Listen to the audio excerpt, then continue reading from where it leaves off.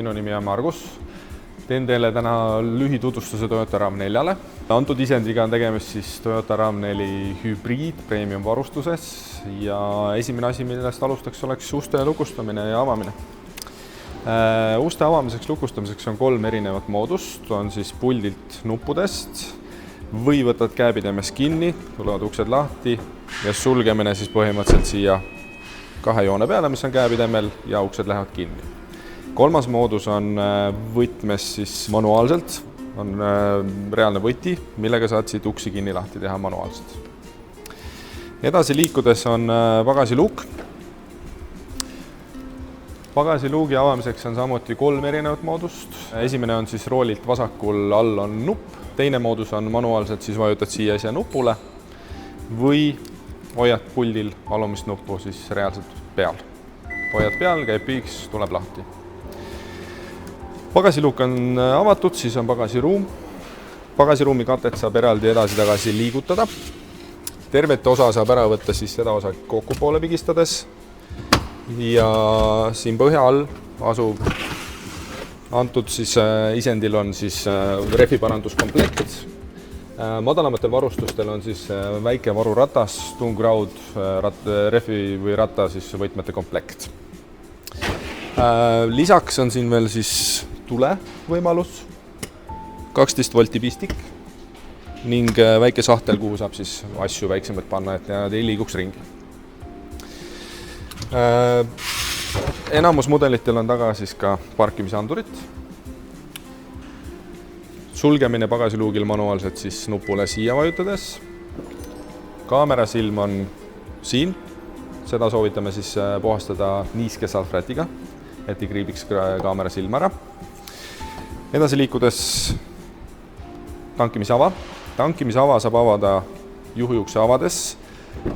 Siin all on nupp, millele vajutades saab avada. Kõrval on kohe ka kapott. Tankimisava avades näete ära siis kütused, mis võib kasutada. Bensiinimootoril siis 95-98. Ei tohi tankida siis diiselkütust. Korgi tankimiseks hoiustate siia. Kui olete ära tankinud, keerate kinni, senikaua käib selline väike nõks. Ja ongi valmis. Kapoti alla minnes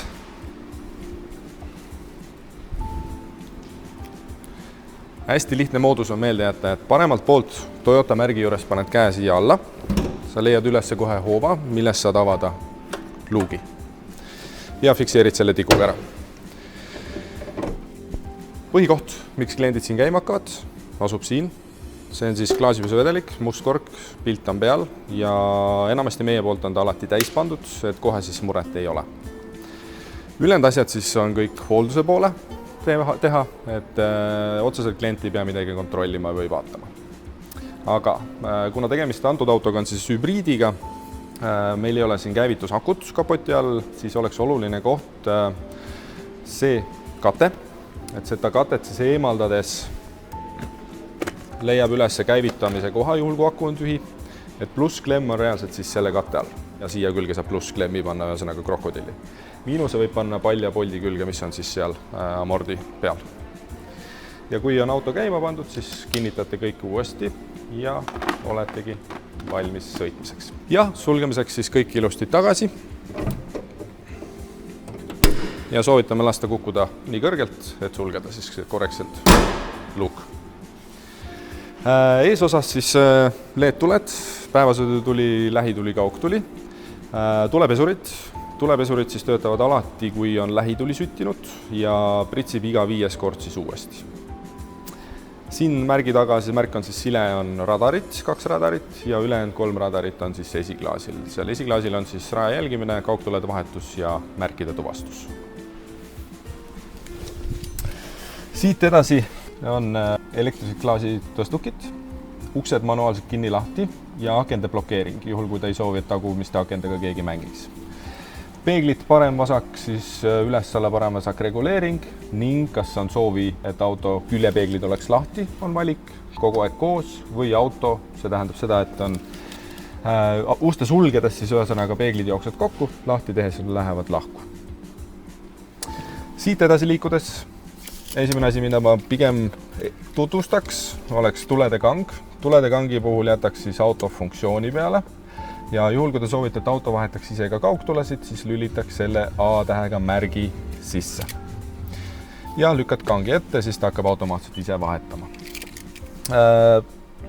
Antud autol siis on terve esiklaas soojendusega, siin on siis soojenduseks nupp, et kasutada, roolisoojendus ja see kolmas koht, kus siis sai pagasiluki avada ja sulgeda. Siit edasi minnes nüüd tulede kangi puhul oli veel siis udutuledeks, et siit seda kangi pealset osa keerates saad esimesed tagumised udutuled tööle panna ja nulli keerates on maas. Lükates üles on vasak või parempoolne suunatuli, teisele poole on vasakpoolne suunatuli ja õrnalt vajutades teeb siis alati tuli 3 korda. Valik siit roolilt, üles alla parem vasak ja oknupp.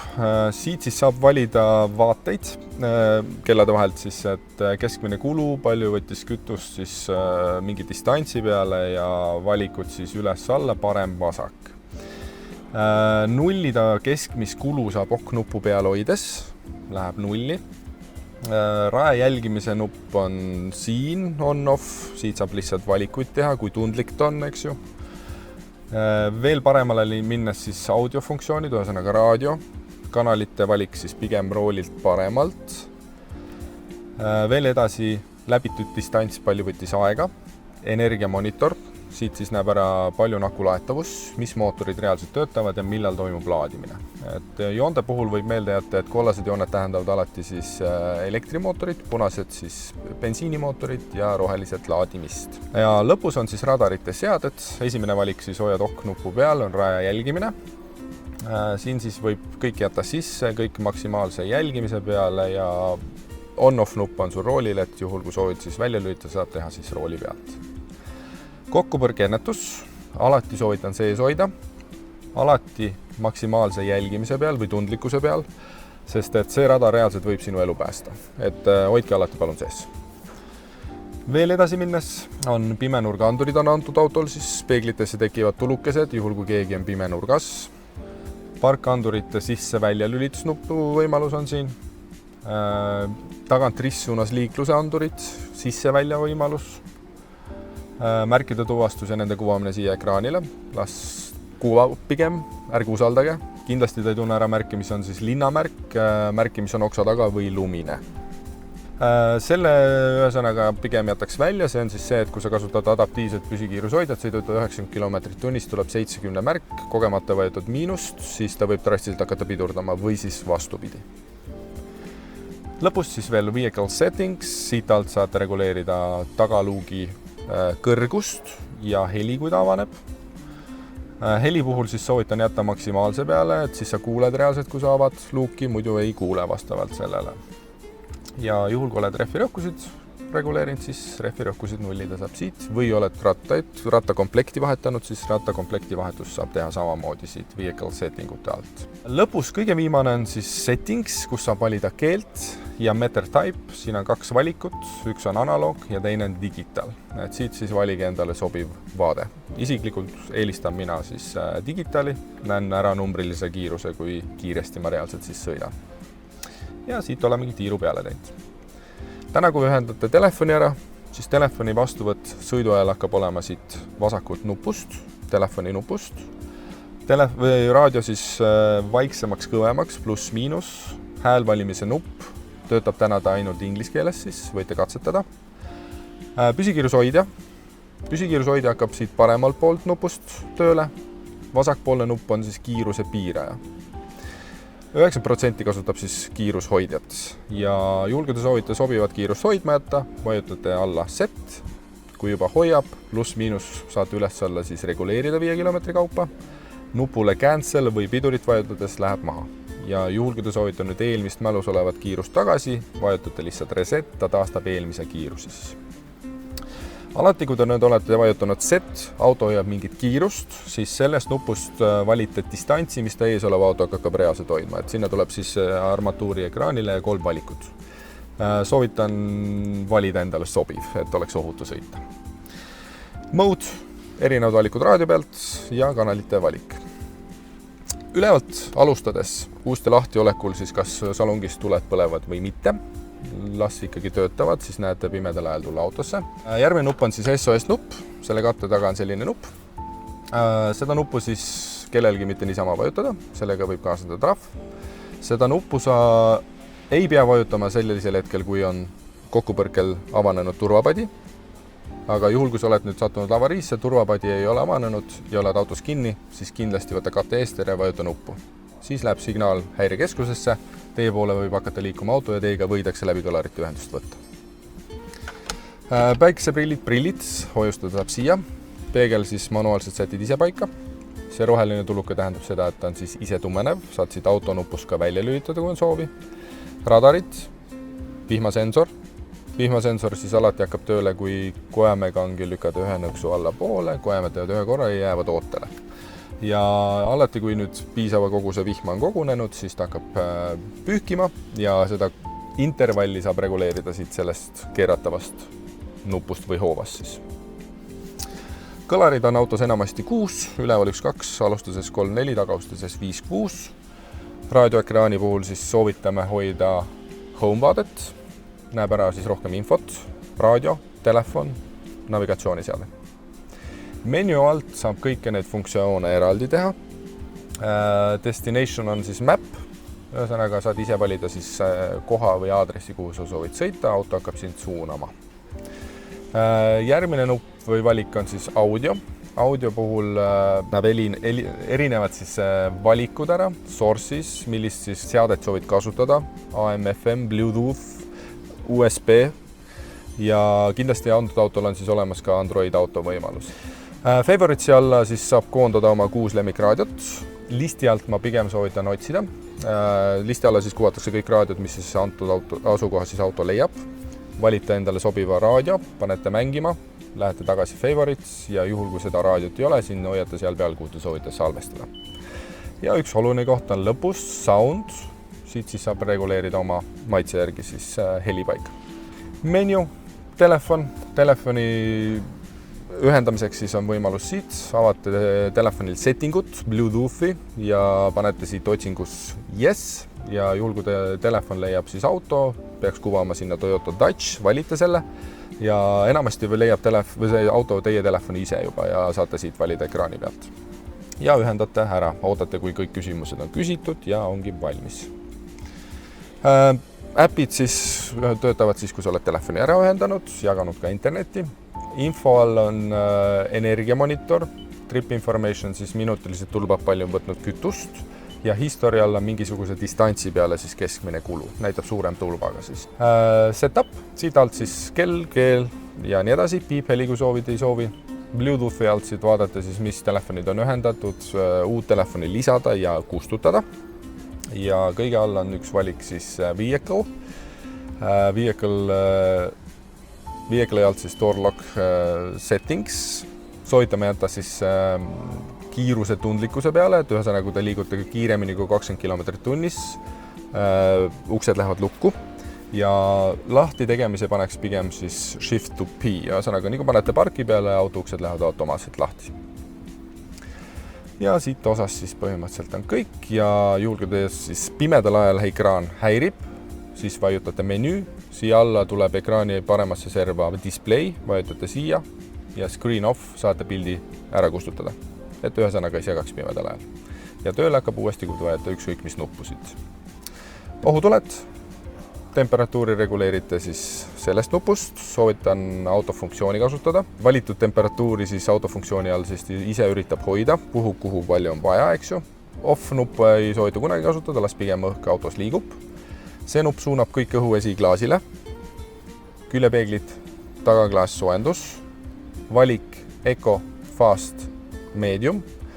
Mina kasutan Ecot suvel, kuuma autos istudes, siis ta rahulikult hakkab jahutama, ei puhu kurku haigeks. Fasti pigem ei kasuta, sest ventilaator kogu aeg siis undab ja talvel kasutan Mediumi, et ta siis pakuks mulle seda temperatuuri, mis ma olen valinud kiiremini. Neid 3 nuppu siis kiirus ja kuhu puhub kasutama ei pea, kui sa kasutad autofunktsiooni. Siseringlus, välisringlus ja 3 tsooni või 2 tsooni siis välja lülitamiseks, juhul kui sa ei soovi kasutada, aga soovitan sees hoida, siis auto jaheneb või soojeneb kiiremini.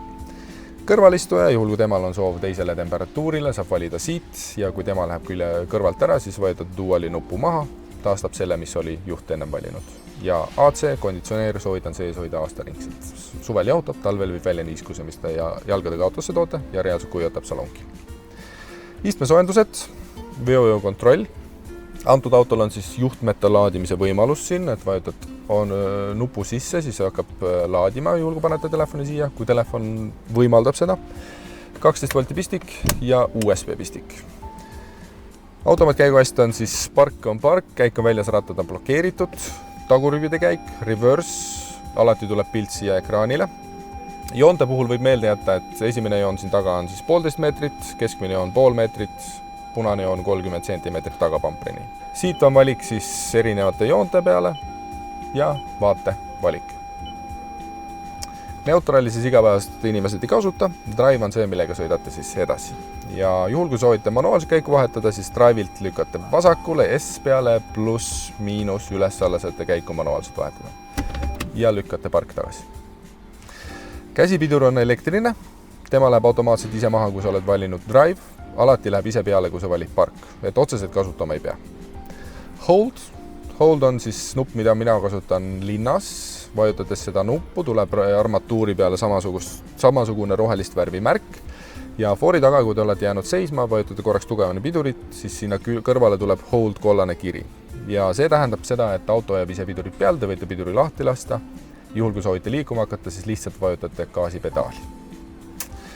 Eco Normal Sport siis sõidurežiimid, Eco uimasem, normal, mis enamasti inimesi kasutab, väheriksam ja sport on sport. Kõik inimesed teavad siis, mis see on, eks ju, et tõstab mootori pöördeid, vahetab käiku hiljem, loomulikult kütusekulu on kõrge. Selline oli siis meie lühitutvustus Toyota RAV4-le. Loodetavasti saite oma küsimustele vastused. Juhul kui tekib küsimusi, siis võtke ühendust oma müügikonsultandiga, et saab temalt üle küsida vajalikud küsimused.